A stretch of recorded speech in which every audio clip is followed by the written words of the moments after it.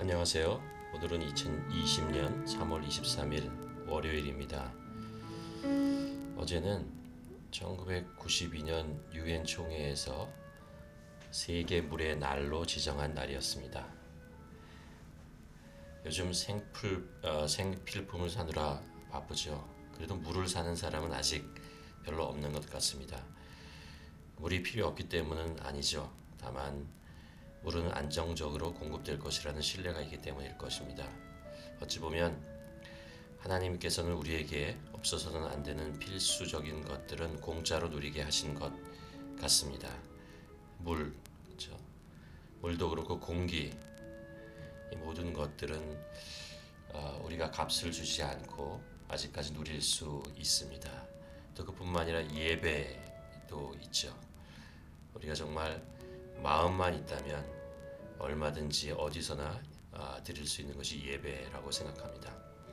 하나님의 은혜라고 믿고 감사하는 마음을 가져야 할 것입니다.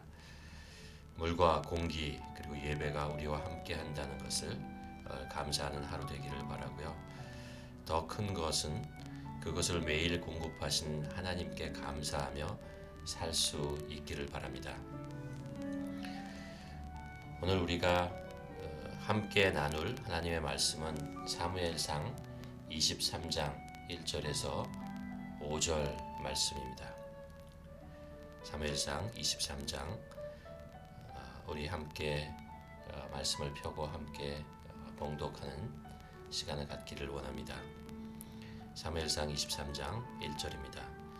사람들이 다윗에게 전하여 이르되 보소서 블레셋 사람이 그일라를 쳐서 그 타작 마당을 탈취하더이다 하니 이에 다윗이 여호와께 묻자와 이르되 내가 가서 이 블레셋 사람을 치리이까 여호와께서 다윗에게 이르되 가서 블레셋 사람을 치고 그일라를 구원하라 하시니 다윗의 사람들이 그에게 이르되 보소서 우리가 유다에 있기로 두렵거늘 유다에 있기도 두렵거늘 하물며 그일라에 가서 블레셋 사람들의 군대를 치는 일이니까 한지라.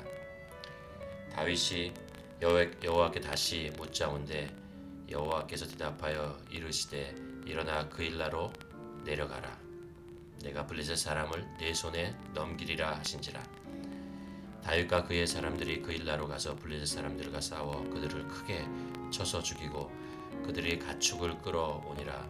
다윗이 이와 같이 그일라 주민을 구원하니라.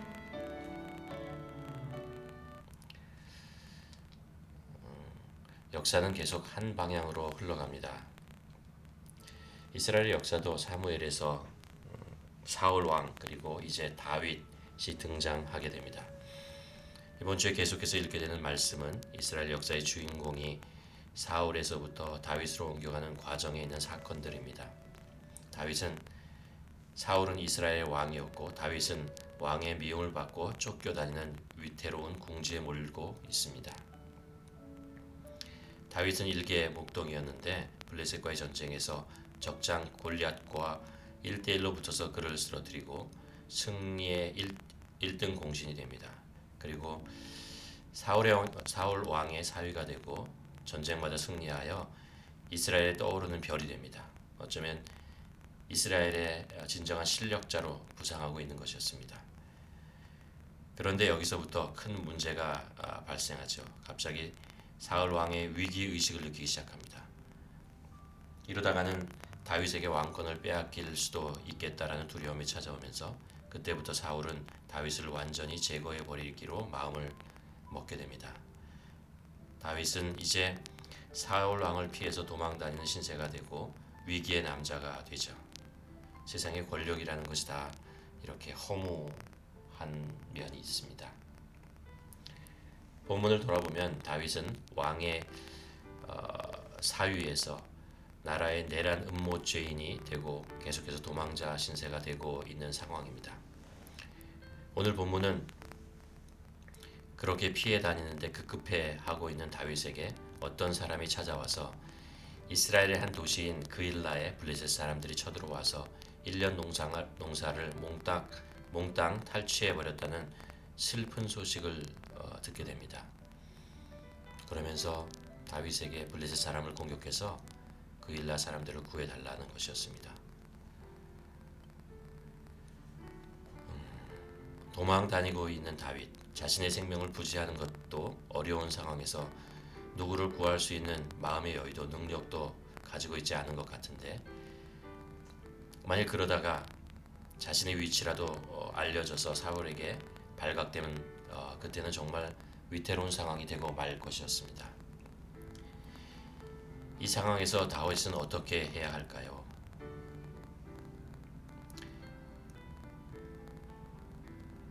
다윗은 여기서 두 음성을 듣게 됩니다. 하나는 사람들의 합리적인 상황에 맞는 음성이었습니다. 3절에 보면 다윗의 사람들이 그에게 이르되 보소서 우리가 유다에 있기도 두렵거늘 하물며 그일라에 가서 블레셋 사람들이 군대를 치는 일이까 한지라 라고 그 상황을 보면서 판단하는 것을 다윗에게 얘기합니다. 또 다른 음성은 하나님의 음성이었습니다. 4절에 보면 다윗이 여호와께 다시 묻자온데 여호와께서 대답하여 이르시되 일어나 그일라로 내려가라 내가 블레셋 사람들을 내 손에 넘기리라 하신지라. 과연 다윗은 어느 쪽의 의견을 따라야 할까요? 합리적인 의견 아니면 하나님의 뜻? 여기서 우리는 우리가 살아가는 현실 속에 상황들을 어떻게 파악해야 되는지, 도대체 어떻게 행동해야 되는지에 대해서 가만히 묵상해볼 필요가 있다고 생각합니다. 불행하게도 대부분의 경우에 우리들은 하나님의 머리로는 하나님의 뜻이지만 행동은 합리적인 의견으로 움직이게 됩니다. 왜냐하면 현재의 상황만을 고려해서 판단하고 결정하기 때문입니다. 위기에 있는 그일라 사람들을 도와주는 것이 마땅하지만 지금 나의 형편과 처지를 고려하면 지금은 아니다 라는 것이죠. 세상에는 성공하는 사람이 있다고 합니다. 그들은 보통 사람들과 다르게 생각한다 하고 행동한다고 하죠. 그들의 판단 기준은 지금 현실이 아니라 미래라고 합니다. 지금은 형편이 쉽지 않지만 미래의 투자 가치나 이익이 있다고 확신하면 미래를 보고 과감하게 추진해 보는 것입니다. 물론 실패 확률이 높지만 그럼에도 불구하고 그렇게 하는 사람들이 성공한다는 것입니다. 여기에 모순이 있습니다. 왜냐하면 그런 식으로 미래의 가치를 판단의 기준으로 모험하는 사람들이 사실은 많이 있습니다. 그렇지만 모두 성공하는 것이 아니고 오히려 실패하는 경우가 더 많이 있습니다. 그러나 어차피 대부분의 사람들이 그 중에서 성공한 경우만을 기억하기 때문에 그것이 보통 성공의 기준처럼 되어버리는 것이죠. 그렇다면 신앙의 판단의 기준은 무엇인가? 신앙인의 판단 기준은 무엇이 되어야 합니까? 당연히 하나님의 뜻이어야 합니다. 다윗은 여호와께 다시 묻자온대라고 하나님의 뜻을 물어보았습니다. 여러분 성경을 보면 다윗은 신중한 사람입니다. 기분파나 감정파도 아니지만 소위 말하는 신비주의자도 아닙니다. 어느 날 하나님이 나에게 영감을 주셨다. 그러니 이제까지 했던 모든 것은 무효이고 오늘부터 이렇게 해야 한다. 이렇게 얘기하진 않습니다. 4절 말씀을 다시 보면 다윗이 여호와께 다시 묻자온대라고 말합니다. 다시 하나님의 뜻을 구한 것이었습니다. 그러니까 다윗은 그일라를 도와달라는 말을 듣고 먼저 하나님께 물어봅니다. 그렇죠? 그랬더니 그일라를 도와주라. 내가 블레셋 사람을 내 손에 넘겨주겠다라고 응답을 받게 됩니다. 그리고 이번에는 다윗의 참모들의 의견을 들어본 것이었습니다. 그랬더니 아니요, 때가 아닙니다 라고 대답합니다. 다윗은 그것이 합리적이고 이 상황에 맞다는 것을 알았습니다. 그러나 여기서 다윗은 다시 한번 하나님의 뜻을 물어봅니다. 그런데 하나님의 뜻은 동일했습니다. 가라라는 것이죠. 도와주어라 한다는 것입니다. 어찌 보면 하나님의 뜻은 때로 우리의 상식을 벗어나 보일 때가 있습니다. 그러면 고민하게 됩니다. 여러분, 고민은 당연한 것입니다. 다시 한번 상황을 잘 파악해야 합니다. 그러나 마지막에 결정할 때에는 다시 하나님의 의견을 들어야 하고 그것이 결정의 기준이 되어야 합니다. 하나님의 음성을 너무 쉽게 듣는 것도 문제이고 하나님의 뜻을 너무 쉽게 여기는 것도 문제입니다. 하나님의 뜻은 중요한 것이죠.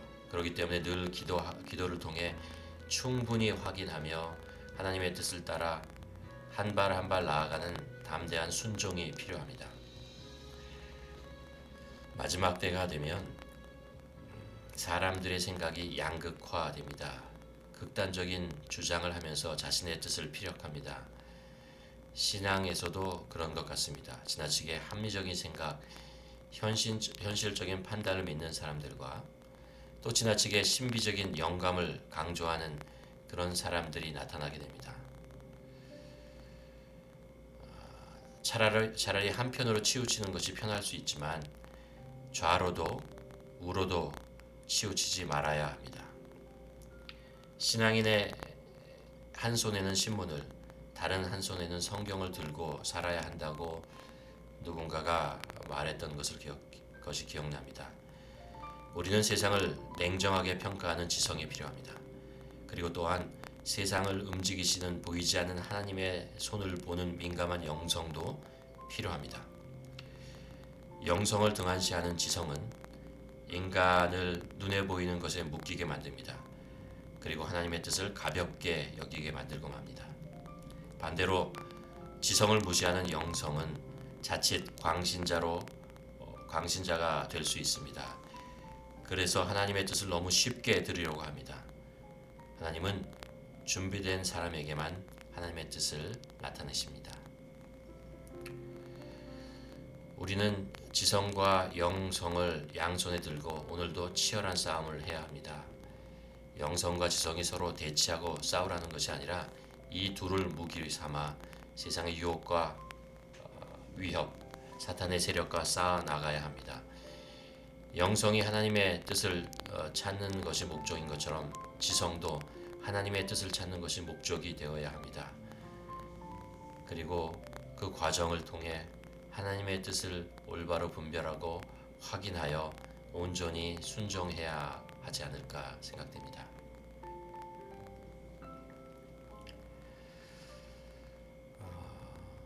오늘 우리가 함께 생각해 볼 묵상 질문은 이것입니다. 지금 우리가 겪고 있는 이 상황을 나는 지금까지 어떤 방식으로 바라보고 있었는가 하는 것입니다. 너무 감정적으로 반응하지는 않았는가? 아니면 지나치게 현실적인 데이터와 뉴스에만 민감하지는 않았는가? 과연 나는 한 발 물러나 가만히 이 상황을 바라보려고 했는가?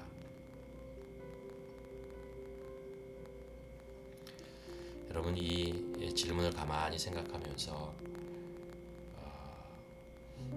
나는 정말 한 발 물러나 가만히 이 상황을 하나님이 주신 지성과 또 하나님께 나아가려고 하는 영성을 가지고 생각하고 고민하고 판단하고 또 하나님을 뜻을 구하기 위해 간절히 기도했는지 한번 이 시간에 그동안 우리가 겪고 있는 이 상황들을 어떤 방식으로 바라보았는지 행동했는지를 가만히 묵상하는 시간을 갖기를 원합니다.